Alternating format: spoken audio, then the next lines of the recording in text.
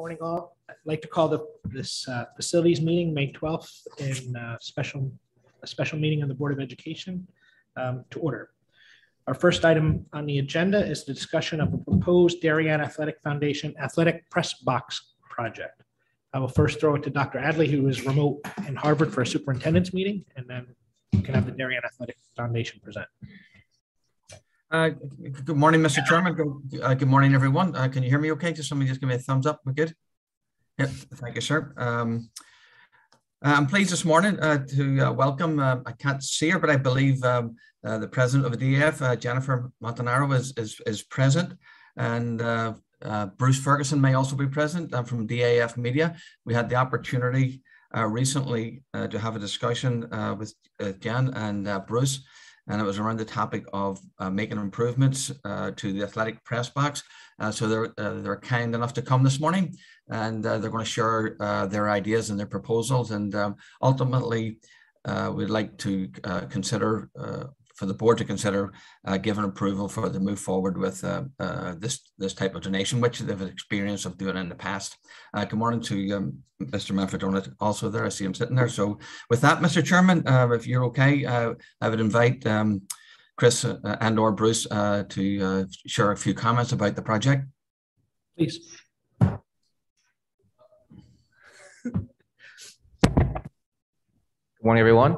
We're excited to have DAF here with the proposed project of expanding the press box at the stadium field.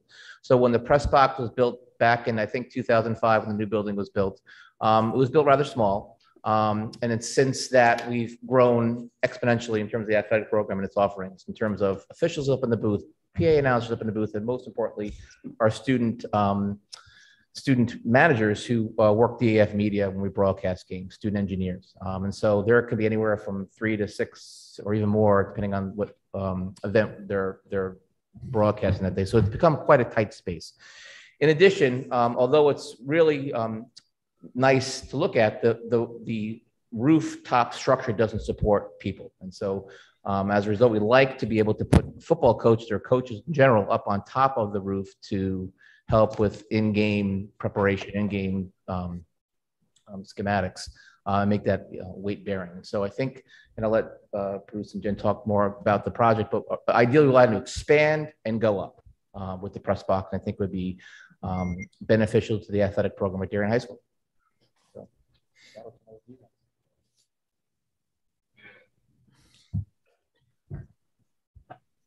Hi, thanks for having us. Jennifer Montanaro, Bruce Ferguson.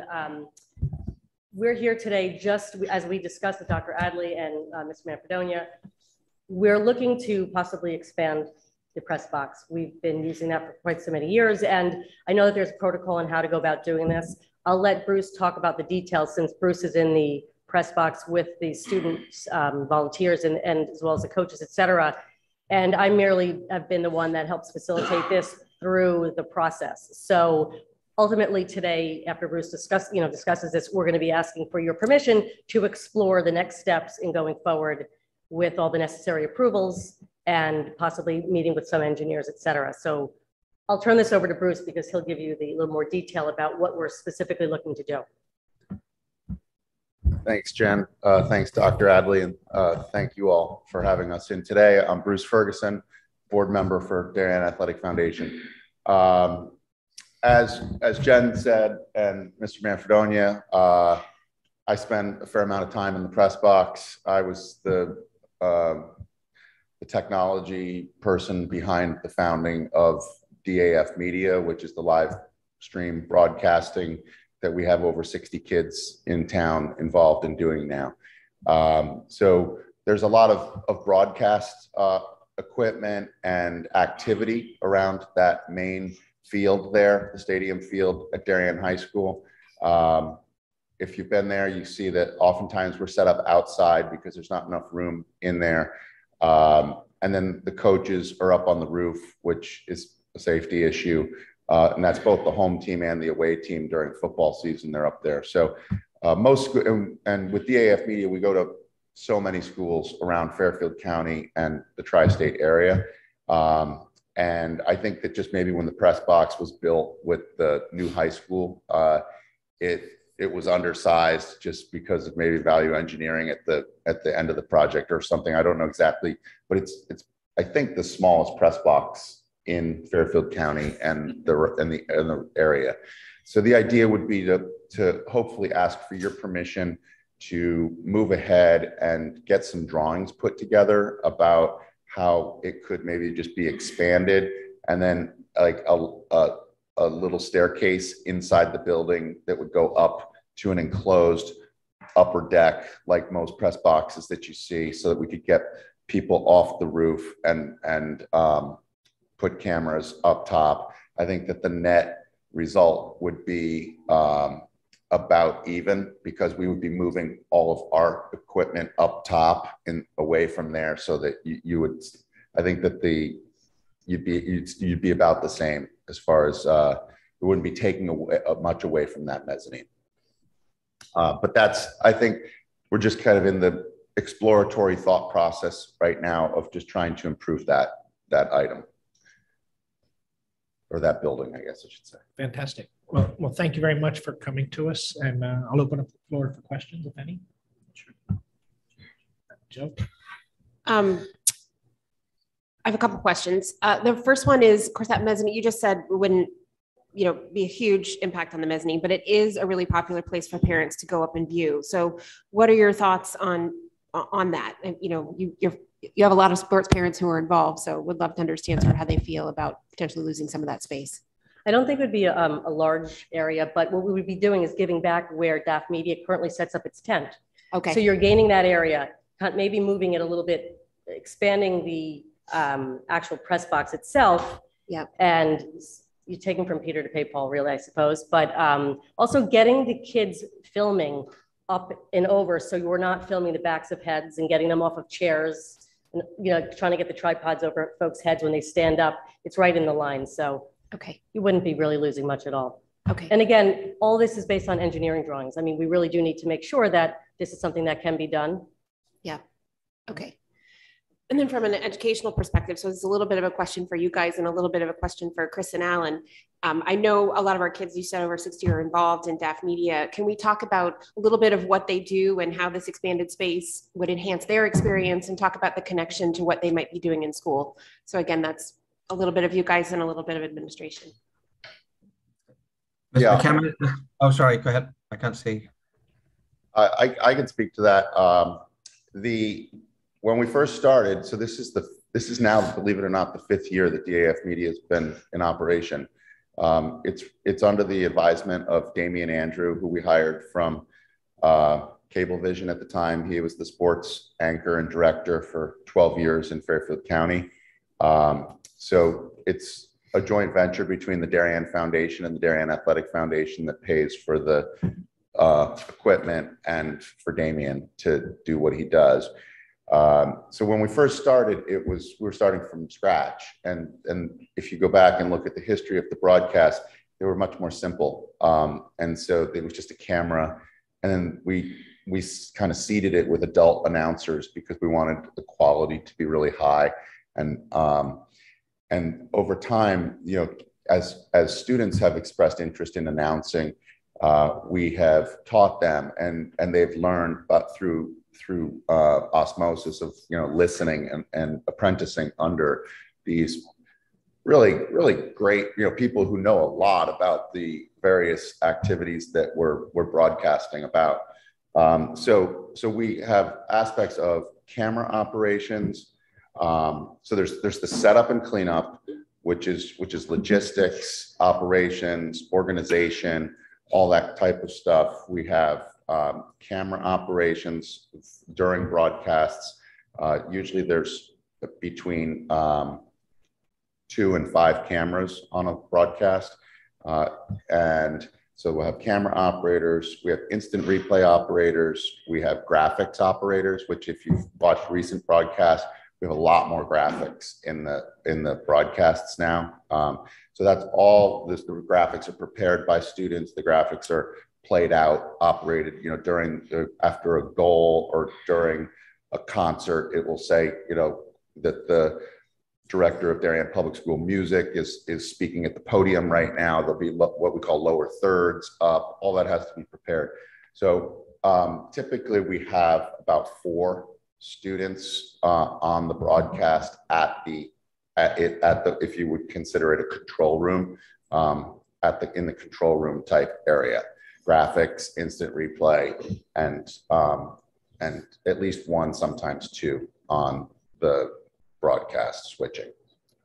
I think it's worth noting that we sort of model this similar to how Post 53 models, how they do that. So you're bringing a student in, we're trying to grab them in the 8th grade, those that are interested. And it's funny, we do get quite a bit of interest in 8th grade, bringing them in 9th grade. They start there, and the older kids are really mentoring the younger kids, and always there's an adult supervisor, and they're just learning invaluable skills. I mean, it's really amazing to watch them. I think our dream has always been, when we talked about this several years ago at some Board of Ed meetings was, these are kids and they're volunteering their time similar to how athletes do. And we look at them as a team. So it's important for us to make sure that they've got all the swag and they do the pasta dinners, and they're considered to be their own team because they're supporting everybody else, whether it be arts, right? And the athletics for the school. So I think it's a really important thing that we continue to be able to do this and give them what it is that they need in order to be the best, because we have other schools tapping on our shoulders saying, how did you do that? How did you make that work? And we've had parents who go to their kids' college games saying, your broadcast is so much better than what we see up here in college. So I think it's really impressive what Damien and Bruce in particular have been able to do for Darien. And I can't imagine how much further this is going to go, because now, kids are applying to schools that offer similar type of opportunities. And I think that's always been our goal. And after 5 years, we're sort of encroaching that. And I think it's fantastic. Dr. Adley, anything to add? No, I think Jen and Bruce sort of summed it up nicely there. For there's a small cadre of students who can take skills forward to college and application and experience forward. So this is an opportunity to expand their experiences and how to do things. The other thing is just, which just goes back to one of the first points made, I am most concerned too about the safety of some of the filming that is being done by home and away coaches on those roofs. It's just, we need to do something about that. So, sure, Jen, Bruce, thank you very much. And thank DAF and all the community that's involved in DAF.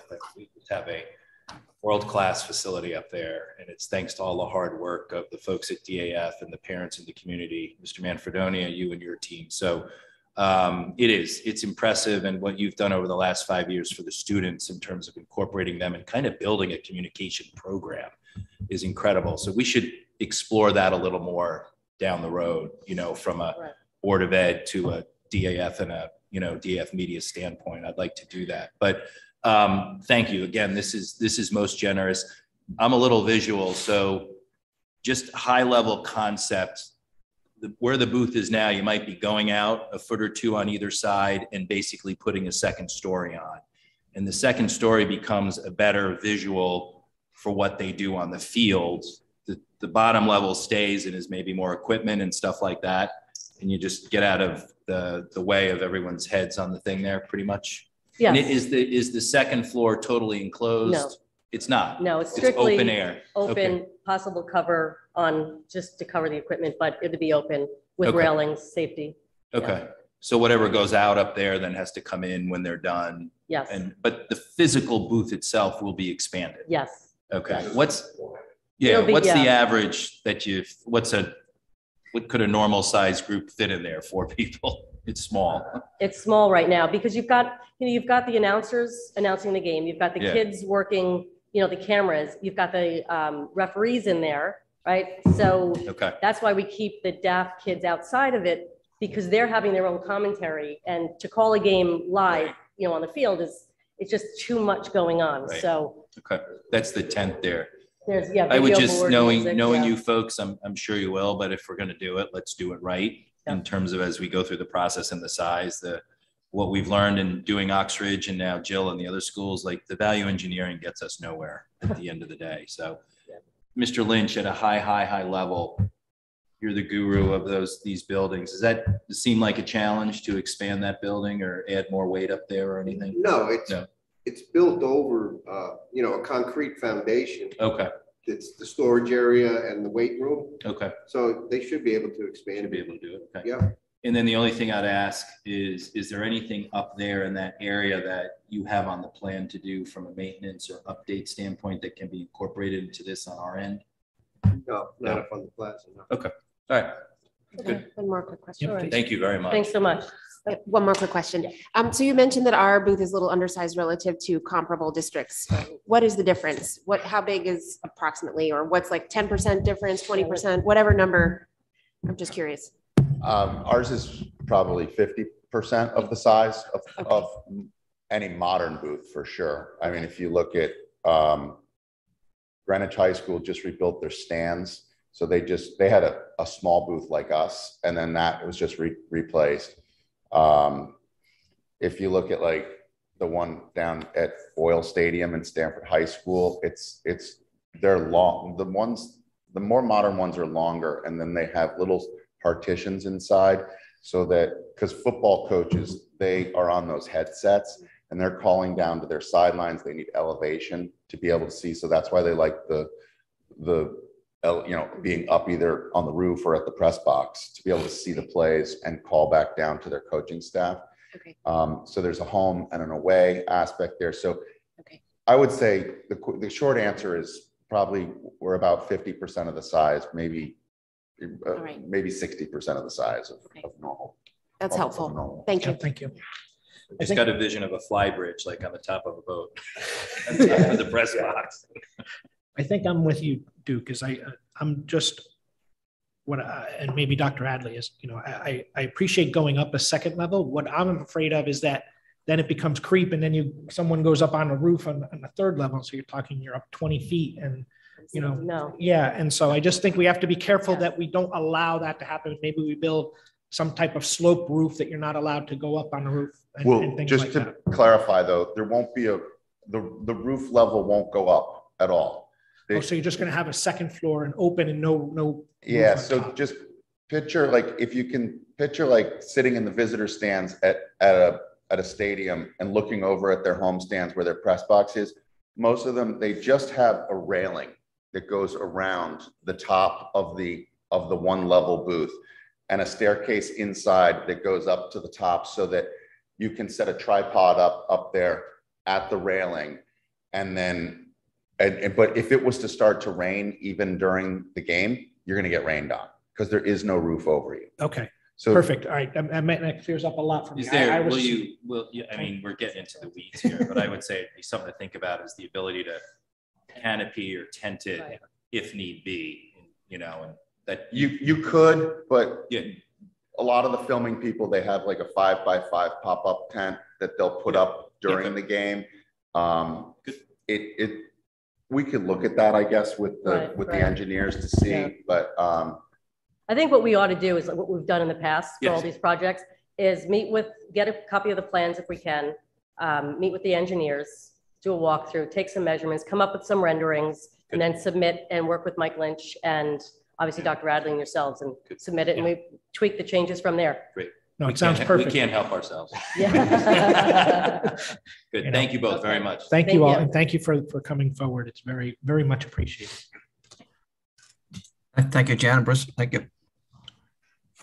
The next item on the agenda is another exciting one. Discussion on the RFP results for the architectural services for the library redesign at Darien High School, Middlesex, and Tokenique schools. I will throw that over to Dr. Adley again. Yeah, this is exciting. The board asked us to do this, to go through this RFP process, and we have done that. And since Mike and Rich are there, we contained the memorandum. We have a recommendation to make, and I'll let my colleagues speak to that recommendation this morning. Thank you. So we did issue a bid, as we said we would. We did get 6 responses. The lowest qualified bid being Silver Petrocelli at $44,600. This would be for work on design and creation of the ed specs for the library redesign and enhancement at the high school, middle school, and Tokenique. which would be the 3 schools that haven't been touched in terms of the library since Oxbridge is under the construction of the new school. And then eventually the HHR projects will take care of those 3 elementary schools. So just, sorry. So just explain to me the schematic design at 44 and construction at 83. So we're only looking to approve schematic design and ed specs. Right. And then once the ed specs are created and approved by the Board of Ed, and then there's a building committee established, at that point, you're going to go out for like an architect similar to what Oxford did, and then the HHR committee. So what's the 83.7? So should we not create a building committee? They essentially submitted from start to finish. In terms of them running the project. In terms of them running the project. Got it. Correct. So, okay. Go ahead, Jill. Schematic design is usually a little further down the pipeline. During a regular construction project, yes, but you know, a lot of this is going to be interior, minor partitions, a lot of furniture and Right. equipment. This is paint, carpet, stuff Yeah, like that. things like of that nature. So you do want to see renderings in some detail Okay. and tie them to the ed specs. Okay. So was this selection based on just the price point, or were there other factors? No, we wanted to make sure all of those companies came and made the walkthrough. Mm-hmm. So, you know, if you didn't make the walkthrough and you just like looked at a few things, submitted a number, you know, we didn't want to talk to you. Some of them went way too far. Yeah. You know, beyond what we were looking to do. You know, we're looking to rearrange some space. Right. You know, some people were, you know, build a second floor and take these rooms out next door. We're like, whoa, wait a minute, that's not what, you know, so that's why there's such a big disparity. But the bottom 3 are the ones that got it with what we wanted to do with those spaces. The bottom 3. I mean, you know, the Silver Petroselli, Russell Dawson, and KG&D. Okay. They Lower understood. 3. They understood. The other 3, Yeah. you know, they were thinking more big construction project, not what we were looking to repurpose existing space that's of adequate size. Any other questions?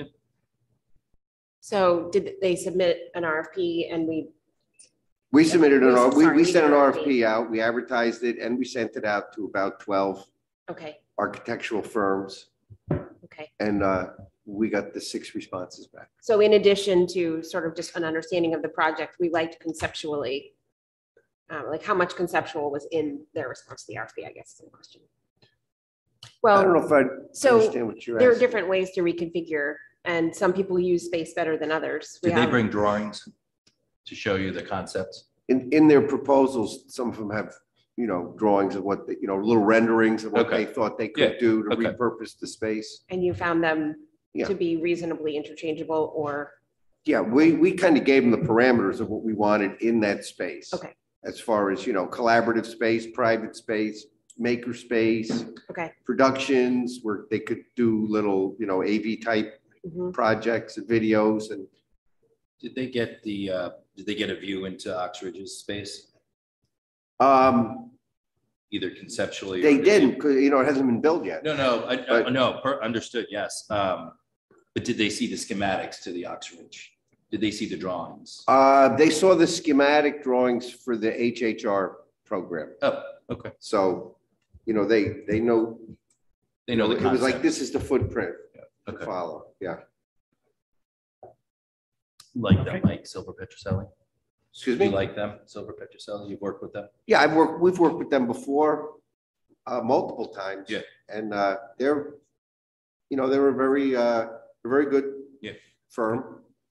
They did last time we That's worked with them here, they did some early stuff for the cafeteria, They right? did, trying to they did the early concept stuff for the cafeteria. Yeah. They did the oil tank removal and replacement. They did the roof at the middle school. They did a kitchen renovation back in the 90s. Mhm. And the focus of their business is municipal work. They've probably done half the police department buildings in Connecticut. Right, and didn't they do our garage? DPW garage? Weren't they? Yes, they did the DPW garage. Yes. So if we agree, we can ask the administration to bring this forward for the budget transfer at the May 24th meeting to approve for the correct the design, the 44,000. Do we agree? Sure. Okay. Thank you. Next is discussion on an outdoor classroom proposal at Middlesex. Again, I will give that over to Dr. Adley.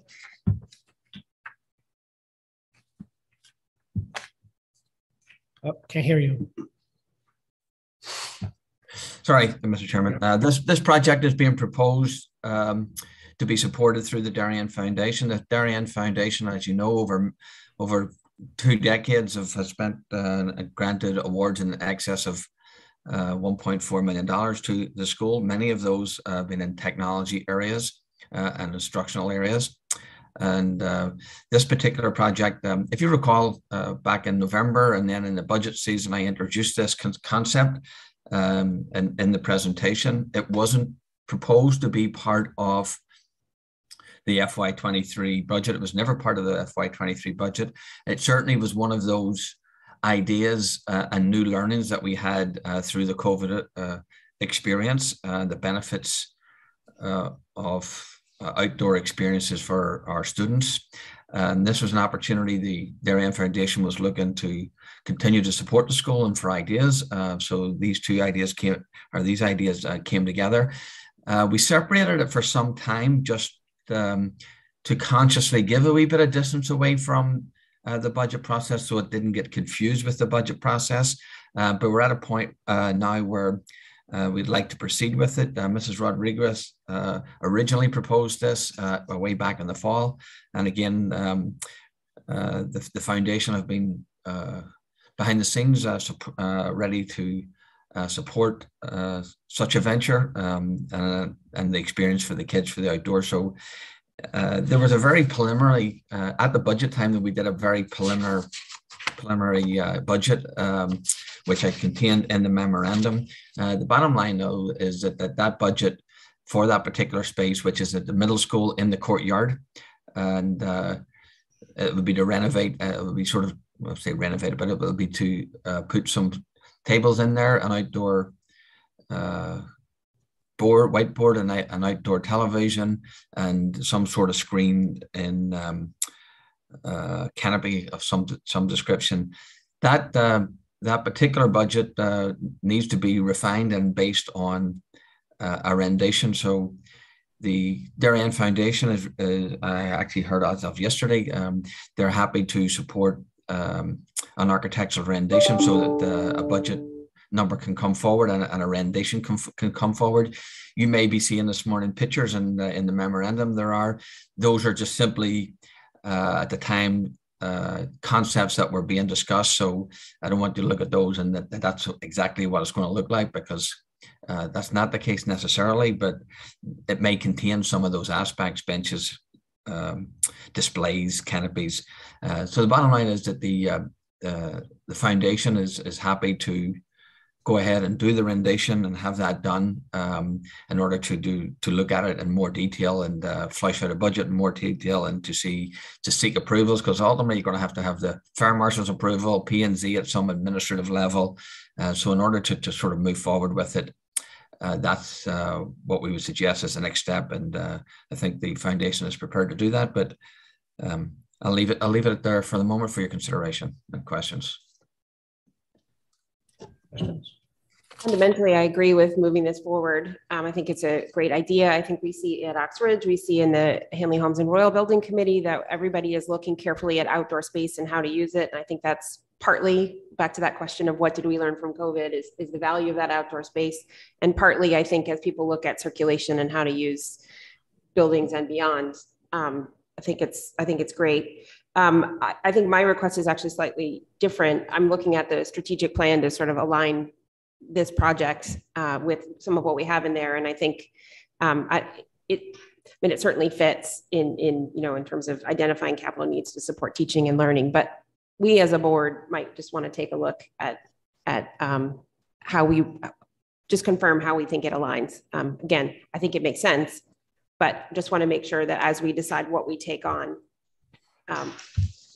we use the boundaries we set for ourselves. Does that make sense? Yeah, that's fine. That's fine. Yep. Duke, any comments, questions? No. My only question would be, since this is so close to the library, could we ask Silver Petroselli to be this architect and do a quick rendering for us of what that would look like, and kind of just piggyback on top of that for the previous part and kind of understand what it would be and work from that. And related to that, actually, also, I think in our master plan, we had a couple of classrooms needed for Middlesex, potentially, depending on what our enrollment looks like. Would this in any way disrupt that possibility? Well, currently, I think, the S&P choice, if that's what's made this morning, it's not to look. We're not actually looking at classrooms in that particular process. So that doesn't come under the description of the work, and so this wouldn't either. But certainly tagging it with potentially utilizing Silver Petroselli in this process, since they're doing something now, might be a good idea in the sense of just timeliness and the two processes time-wise are coming together at the same time. So it might be fortuitous and useful and economic to ask them to look at it at the same time. I think that's a reasonable idea, a good idea, actually. And Mike, you think that it wouldn't get in the way of any potential addition? No, because it's not going to be a thing you can use all year. The potential classrooms are off the back of the school. Yeah. Rusty has the building all. Okay. Yeah, so it wouldn't interfere with anything going on back there, but it wouldn't replace it, because you couldn't, you'd have that whole stretch through the winter where you couldn't use it at all. Okay. So, yeah. Thank you. My only, and this again gets into the weeds, but I like the concept of tying it into Silver Petroselli, and they'd have to understand there's a carve out. We need to understand the costs associated with it since it's tied to the foundation. But my only concern is I like the natural light in that library, so I would be cautious as to how we interfere with the natural light in that library. But to Mike's point, it's a seasonal type usage. So I'd like to see as it moves forward, just so what are the, what's the potential? It's a little bit random, but as to how many weeks or whatever we'd be using it. And then is it just retractable for winter light to get into that courtyard? So agreed. All right, but I think we should. Yeah, I agree as well. And so we'll ask the administration to bring that forward at our next board meeting as well. Mr. Chairman, may I ask just for clarification, just at this sort of level and this part of the process, just sort of tacitly, would it be conceptually the intent, given it's aligning to this other architectural rendition, that the additional cost for that would be incurred by the foundation? I think they'd be very happy with that, right? I know they're very supportive of doing it separately, so I wouldn't see why they wouldn't be. But is that the general thought of the group this morning? I think that would be my thought, to ask them and thank them for offering to come up with a difference, if there is a difference, of to render the outdoor classroom. Would we agree? Yeah. Okay. Yeah, it seems to make sense. Thank you very much. Much appreciated. Thank you very much. Our next item is a status update on the Royle School roof project. I'll throw that over to Mr. Lynch, I assume. Yep. Okay, so the Royle School roof project, we were supposed to get our project number today from the state of Connecticut, and that will allow us to set up a review of the project with the state to get their approval. We already have the approval of the fire marshal, the Board of Health, and the building department here in Darien. And once we get the approval from the state, we can then bid the project out. And it's been a little bit of a delay. So the project going forward, it will probably have about 3 or 4 weeks to run while school reconvenes in September. We ran into this issue due to a supply issue last year at Holmes. It didn't seem to be a problem at all. we ran into an issue with the slate roof at Middlesex, and we had scaffolding up in front of the building till Thanksgiving weekend that year. And so sometimes these things happen. It's not ideal, but it's workable, and we can work around it. So that way we get this project done, we can stay on track with the solar panel installations. So I'll just go right into the solar update.